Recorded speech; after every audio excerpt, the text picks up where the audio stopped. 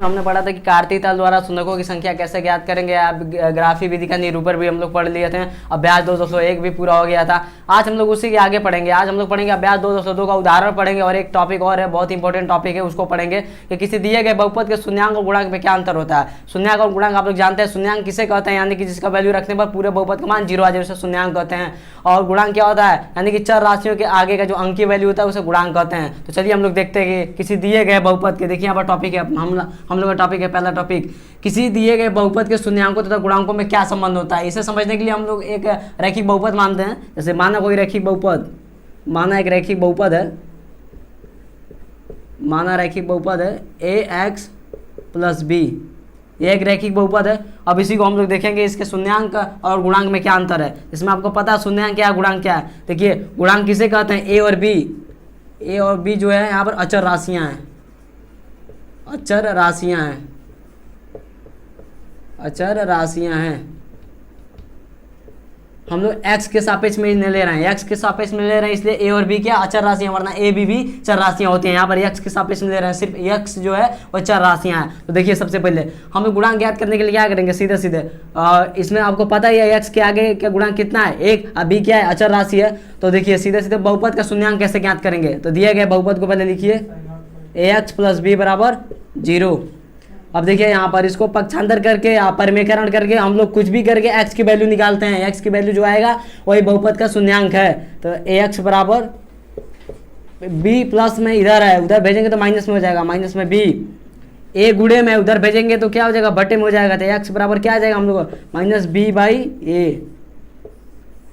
देखिए यही संबंध होता है किसी दिए गए बहुपद के गुणांक और शून्यांक में, यही संबंध होता है। या माइनस b बाई a क्या है, यह शून्यांक है, इसका शून्यांक है।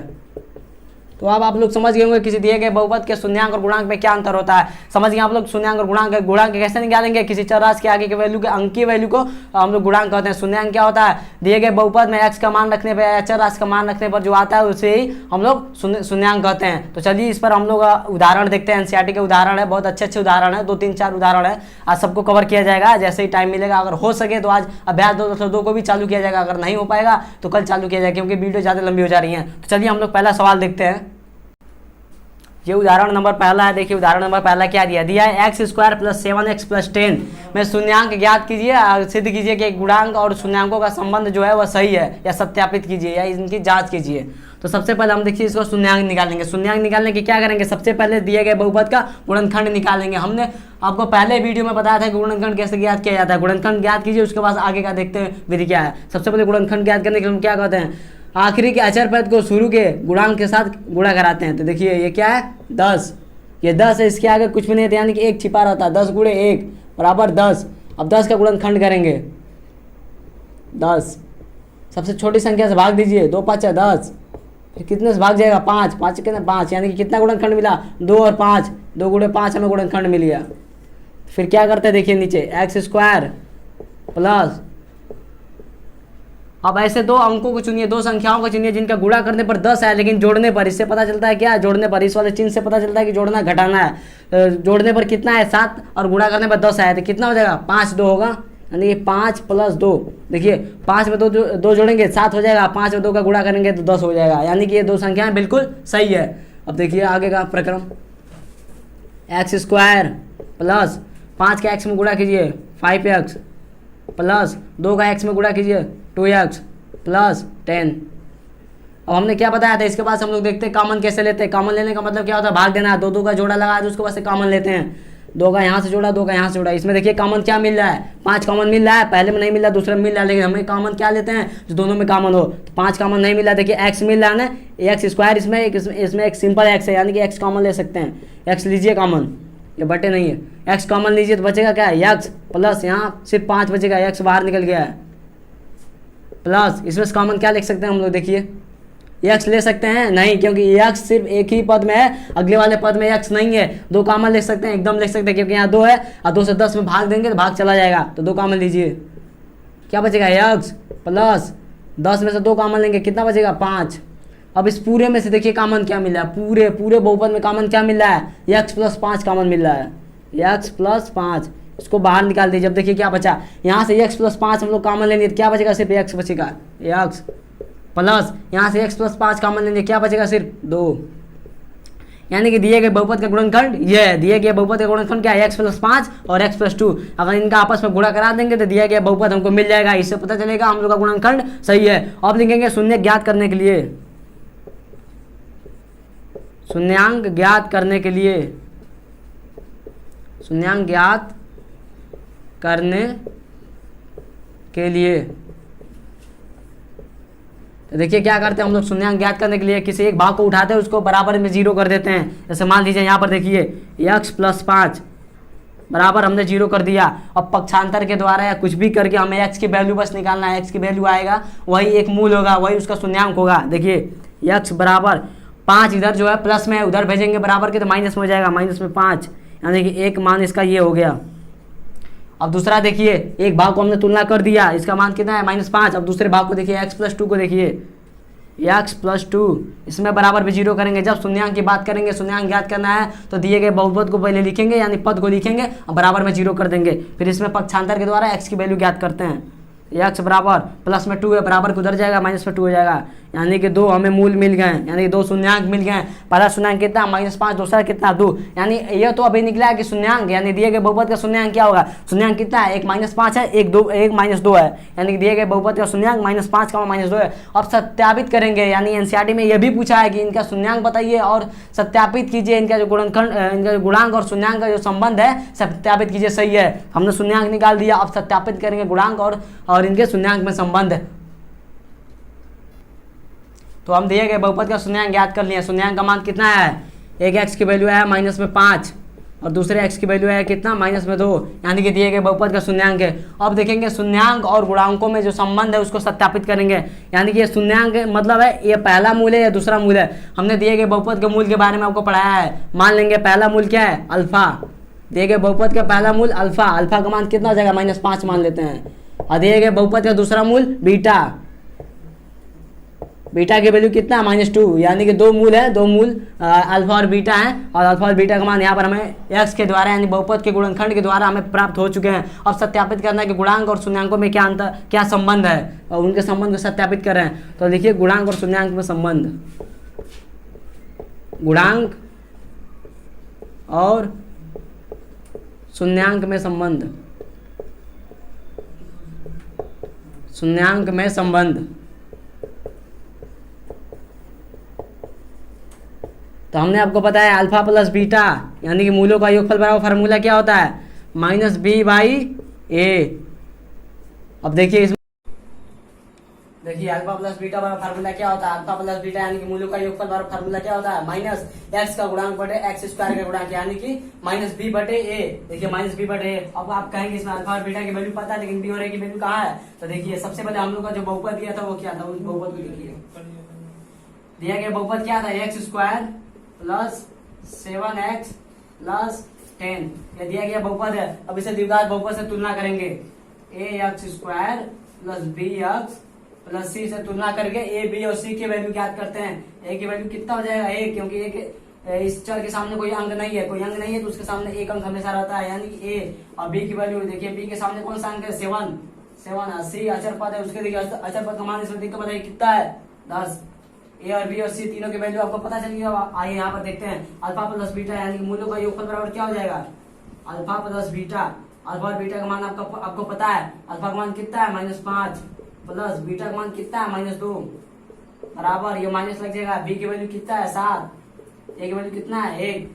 अब देखिए यहाँ पर -5 प्लस में माइनस का गुणा करेंगे क्या होगा, -2 बराबर -7 में 1 से भाग देंगे, किसी संख्या में 1 से भाग देते हैं उस संख्या में कोई परिवर्तन नहीं होता, -7, यानी कि माइनस में 5 में -2 जोड़ेंगे, -7 बराबर -7, यानी कि दिए गए शून्यक और गुणांक में संबंध जो है सत्यापित है, यानी कि दिए गए शून्यांक और गुणांक में संबंध सही है। किस पर सही है, -5 प्लस 7 कितने वाला सही है, गुणांक वाला। अभी गुणांक देखें हम लोग, यानी कि -5 और -2 का जो गुणांक है, जो योगफल आता है वो बिल्कुल सही है। अब देखते हैं इसका गुणांक, यानी कि मूल्यों का गुणनफल, अल्फा इंटू बीटा बराबर c/a। फार्मूला आप लोग जानते हैं, शुरू में ही बताया गया था, अल्फा इंटू बीटा बराबर c/a। अब अल्फा इंटू बीटा का मान यहाँ पर रखते हैं, अल्फा का मान कितना है -5 गुणे बीटा का मान कितना है -2 बराबर c की वैल्यू कितना है 10, a की वैल्यू कितना है 1। देखिए यहाँ पर क्या आता है, -5 में -2 का गुणा करेंगे 10 बराबर 10 में 1 से भाग देंगे 10, यानी कि दोनों बराबर आए नहीं है। मूल्यों का योगफल मूल्यों का गुणनफल दोनों बराबर आ रहा है दोनों ही वैल्यू रखने पर, यानी कि दिए गए बहुपद का शून्यांक और गुणनखंड में गुणांक में जो संबंध है वो बिल्कुल सही है। यानी कि हम लोगों ने ऐसे सत्यापित कर दिया। तो आपका एक ही सवाल में 2 क्वेश्चन पूछा था। पहला पूछा था कि दिए गए बहुपद में शून्यांक ज्ञात कीजिए, उसके बाद शून्यांक और गुणांक में जो संबंध है उसे सत्यापित कीजिए। ये हम लोग का पहला उदाहरण था। पहला उदाहरण अगर आप समझ गए होंगे तो दूसरा, तीसरा, चौथा सारा उदाहरण लग जाएगा। और पहले में अगर आपको प्रॉब्लम है तो फिर आगे का उदाहरण नहीं लगेगा। तो फिर से हम बता दे रहे हैं इस क्वेश्चन में हमने क्या किया। सबसे पहले एक बहुपद दिया गया था x² + 7x + 10, उसको हमने क्या किया, गुणनखंड निकाला। गुणनखंड निकालने में क्या है, एक x + 5 आया, एक x + 2 आया। तो शून्यांक के लिए क्या करते हैं, बराबर एक पद को उड़ा दे, बराबर में 0 कर देते हैं और 0 करने के बाद x की वैल्यू पक्षांतर के द्वारा ज्ञात कर लेते हैं। तो देखिए एक x की वैल्यू -5 आया, एक x की वैल्यू -2 आया। अब हमने बता दिया कि बहुपद यानी किसी भी बहुपद के कितने मूल्य होते हैं, 2, एक अल्फा एक बीटा। तो मान लिए कोई एक अल्फा हो जाएगा, कोई एक बीटा, यानी कि अल्फा बराबर -5, बीटा बराबर -2। और गुणांक और शून्यांक में संबंध हमने बताया, मूल्यों का योगफल रखे, दोनों का फार्मूला रखिए। अगर सेम आता है यानी कि सही है, योगफल भी सेम आया है, गुणनफल भी देखिए सेम आया, दोनों बराबर आया, यानी कि शून्यांक और गुणांक में जो संबंध है उसको हमने सत्यापित कर दिया और बिल्कुल सही है। और हम चलते हैं दूसरे उदाहरण पर। एनसीईआरटी का उदाहरण दूसरा देखिए दिया है, x² - 3 मैं बोला शून्यांकों की संख्या ज्ञात कीजिए, शून्यांक को ज्ञात कीजिए और शून्यांक और गुणांक में जो संबंध है उसे भी सत्यापित कीजिए। तो सबसे पहले क्या करेंगे, शून्यांक ज्ञात करेंगे। शून्यांक ज्ञात करने के लिए क्या करते हैं, गुणनखंड करते हैं। गुणनखंड हमने आपको बताया, इसका गुणनखंड देखिए क्या हो जाएगा। सबसे पहले इसको स्टैंडर्ड फॉर्म में लिखते हैं, x² है, इसको भी स्क्वायर में करें तो हम सर्वसमता नंबर 3 अप्लाई कर सकते हैं ना। तो कड़ी में अगर 3 को हम लोग स्क्वायर कर दें, इस पर सर्वसमता नंबर 3 अप्लाई कर सकते हैं। अब कड़ी में 3 देखिए कैसे वहां पर है, कड़ी में 3 गुणे कड़ी में 3। जब कड़ी में कोई समान सेम होता है, वो 2 बार होता है, उसका गुणा कराते हो तो 1 बार वो बच जाता है, वो भी कड़ी से बाहर। तो कड़ी में 3 का कड़ी में 3 में गुणा कराएंगे, सिर्फ 3 बच जाएगा, कड़ी हट जाएगा। तो देखें इसको, जो कड़ी में 3 है तो उसको जो 3 है उसको कड़ी में 3 का होल स्क्वायर लिख सकते हैं। अब सर्वसमता नंबर 3 इस पर अप्लाई कर दीजिए, यानी कि x² - y² फार्मूला क्या था, एक कोष्टक में x - y था, दूसरे कोष्टक में x + y था। जैसे यहाँ पर देखिए क्या हो जाएगा, यानी कि एक कोष्टक में x माइनस कड़ी में 3 हो जाएगा, दूसरे में x + कड़ी में 3 हो जाएगा। देखिए x - कड़ी में 3, x + कड़ी में 3 हो गया, आपका गुणनखंड हो गया। देखिए कितना आसान सा था, इसका गुणनखंड हो गया। अब इसको हम शून्यांकों की संख्या ज्ञात करेंगे या शून्यांक ज्ञात करेंगे। तो शून्यांक ज्ञात करने के लिए हमने क्या बताया, शून्यांक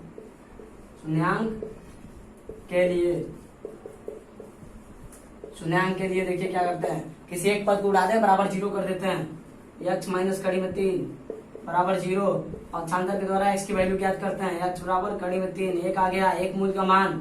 ऐसे दूसरे मूल के लिए देखिए क्या करेंगे, x + कड़ी में 3 बराबर 0 कर देंगे, पक्षांतर के द्वारा x की वैल्यू ज्ञात करते हैं, - कड़ी में 3, यानी दूसरा मूल भी आ गया। पहला मूल कितना है, पहला मूल है कड़ी में 3, दूसरा मूल है - कड़ी में 3।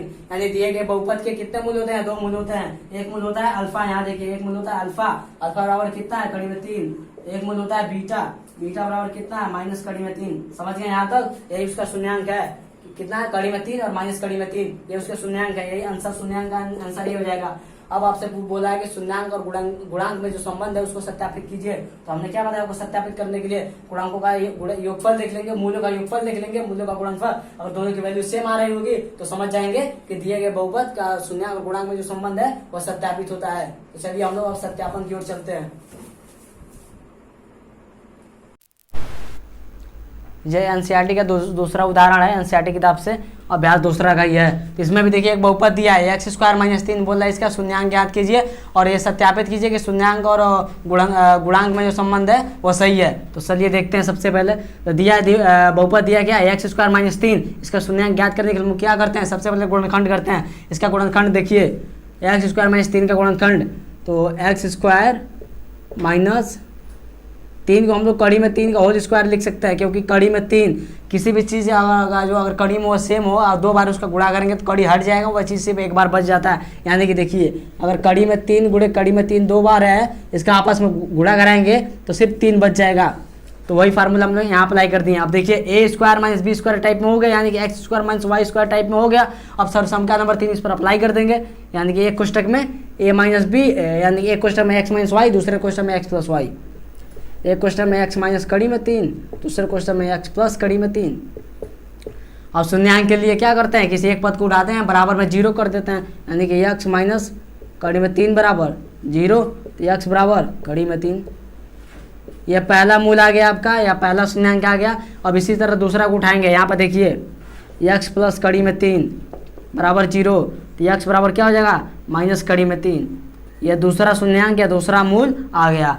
अब देखिए, और इसको बोल रहा है कि शून्यांक और गुणांक में जो संबंध है उसको भी सत्यापित कीजिए। तो संबंध सत्यापित करने के लिए हमें सबसे पहले ए बी और सी का वैल्यू पता होना चाहिए। अब ये हम लोग का बहुपद है, अब इसकी तुलना करेंगे एक स्टैंडर्ड यानी व्यापक पद से। व्यापक पद क्या होता है, द्विघात बहुपद का ax² plus bx plus c से तुलना कर देंगे। तुलना करने पर देखिए हमको क्या मिलता है, तुलना करेंगे। देखिए x² वाले पद को x² वाले पद के साथ, x वाले पद को x के पद के साथ, c वाले पद को c के पद यानी कि अचर वाले को अचर के साथ। तो x² वाले से तुलना करेंगे तो x के या a बराबर क्या मिल जाएगा हमको 1, क्योंकि x² के आगे कोई भी गुणांक नहीं है। जब गुणांक मतलब कोई भी गुणांक नहीं रहता है उसका मतलब 1 छिपा रहता है, 1 मिल गया। अब b बराबर देखिए x वाले पद के साथ तुलना करेंगे, b का पद इसमें कहीं है, यानी कि x का पद कहीं है, x का पद है ही नहीं इस बहुपद में, यानी कि b की वैल्यू में 0 मिलेगी, या तो b का तुलना ही नहीं करेंगे। c क्या है, अचर पद है, अचर पद का मान देखिए इस बहुपद में दिया है -3 हो गया। अब देखिए, अब हम लोग ज्ञात करेंगे मूलों का योगफल। तो हम लोग ज्ञात कर लिए हैं मूलों का योगफल।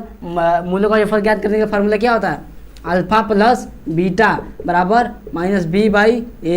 अल्फा प्लस बीटा बराबर फार्मूला क्या होता है, -b/a। अब इसके वैल्यू रखते हैं, अल्फा प्लस बीटा, अल्फा का मान कितना है, ये जो दो मूल आए हैं, दो शून्य का है, यही है, एक अल्फा है एक बीटा है, यानी कि अल्फा का मान क्या रख लेंगे, यहाँ पर देख लीजिए, अल्फा का मान हम लोग ले लेते हैं कड़ी में 3, अब बीटा का मान ले लेते हैं हम लोग माइनस कड़ी में 3।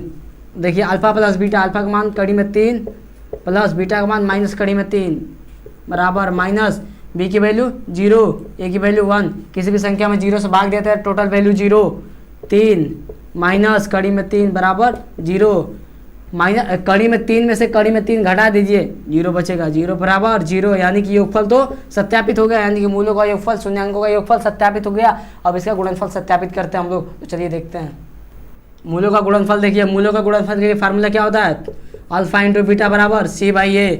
अल्फा का मान कितना है, कड़ी में 3, गुणे बीटा का मान कितना है, माइनस कड़ी में 3 बराबर c की वैल्यू कितना है, -3, a की वैल्यू 1, यानी कि कड़ी में 3 में माइनस कड़ी में 3 से गुणा करा दीजिए, कड़ी हट जाएगा, सिर्फ 1 3 बचेगा, वो भी माइनस में बराबर। अगर किसी भी संख्या में 1 से भाग देते हैं उसकी वैल्यू में कोई परिवर्तन नहीं होता, यानी कि -3। देखिए गुणनफल का भी मान सेम है, यानी कि राइट हैंड मतलब दायां पक्ष बराबर बायां पक्ष, लेफ्ट हैंड साइड बराबर राइट हैंड साइड, यानी कि ये प्रूव होता है कि इसका जो शून्यांक और गुणांक के बीच जो संबंध है वो बिल्कुल सही है। ये दूसरा उदाहरण भी आपका हो गया। अब चलिए तीसरा उदाहरण हम लोग देखते हैं।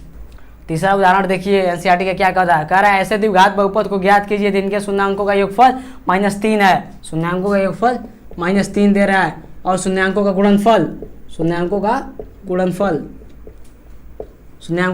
2 दे रहा है, यानी इसमें शून्यांक की वैल्यू नहीं पूछ रहा है आपसे। शून्यांकों का योगफल -3 दिया, शून्यांकों का गुणनफल 2 दिया, अब बोल रहा है द्विघात बहुपद ज्ञात कीजिए, यानी कि आपका योगफल और गुणनफल तो दिया पर द्विघात बहुपद ज्ञात कीजिए। तो क्या करेंगे, सबसे पहले मान लेंगे वो दिया गया द्विघात बहुपद कौन सा है, ax² plus bx plus c है।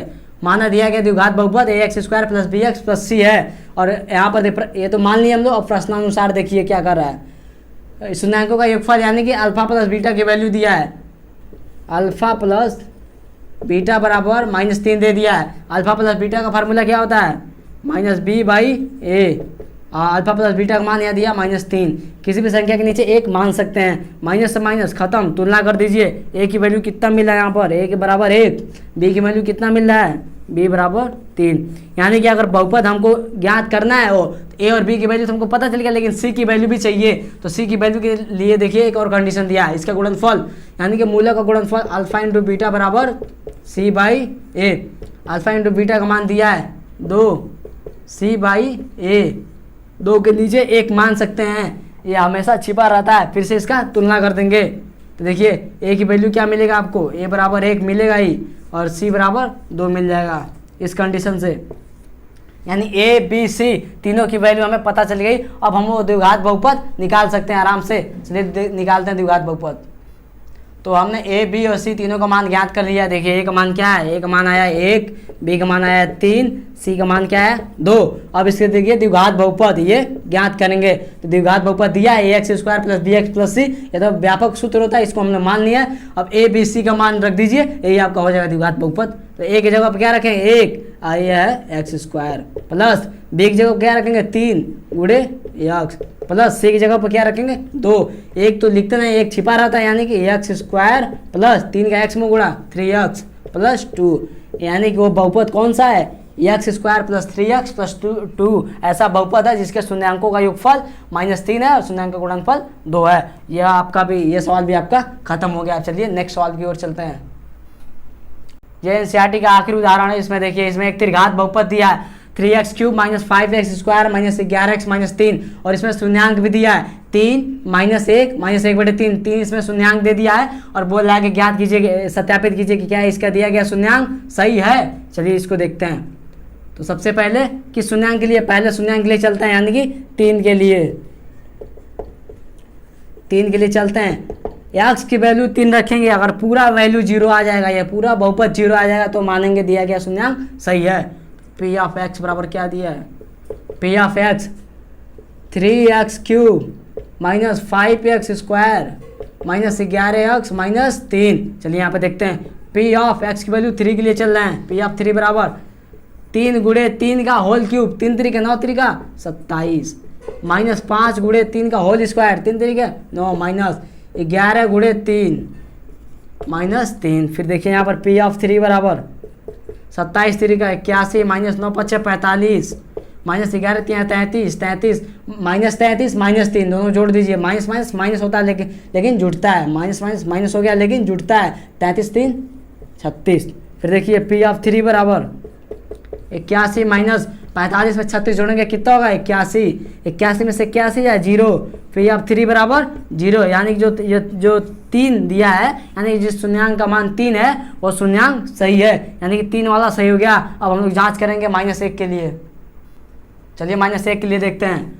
-1 के लिए पी ऑफ एक्स बराबर दिया है हमको 3x cube minus 5x square minus 11x minus 3। अब x का मान कितना लेंगे -1, यानी कि p ऑफ -1 3 गुणा -1 का होल क्यूब करेंगे, क्या आ जाएगा -1 नहीं आएगा।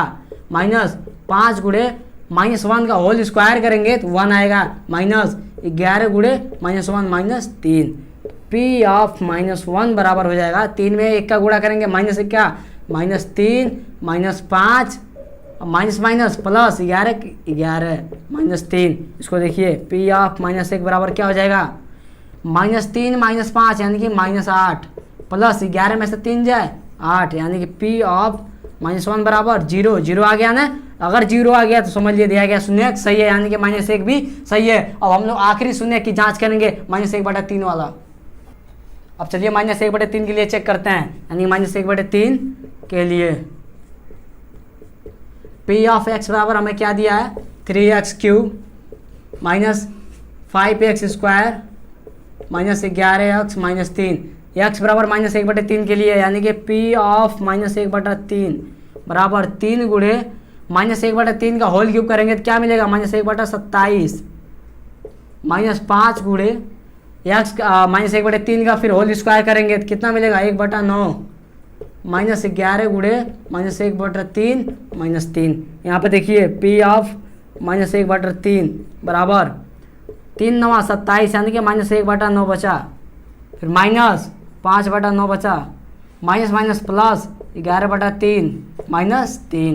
फिर यहाँ देखिए पी ऑफ -1/3 बराबर दोनों का हर समान है, नीचे का ऊपर का जुड़ जाएगा, -1 -5 जोड़ेंगे -6 -6/9 प्लस, अब देखिए इसके नीचे 1 है, यानी इसका तीजे गुणा भी कर सकते हैं हम लोग, प्लस 11 -3 3 9/3। यहाँ पर देखिए पी ऑफ -1/3 बराबर क्या हो जाएगा, इसका ये ऊपर 6 है नीचे 9 है, इसे 3 से भाग देंगे काट देंगे, यानी कि 3 दूना 6 3 3 9, क्या बच जाएगा -2/3 प्लस 11 में से 9 जा 2/3।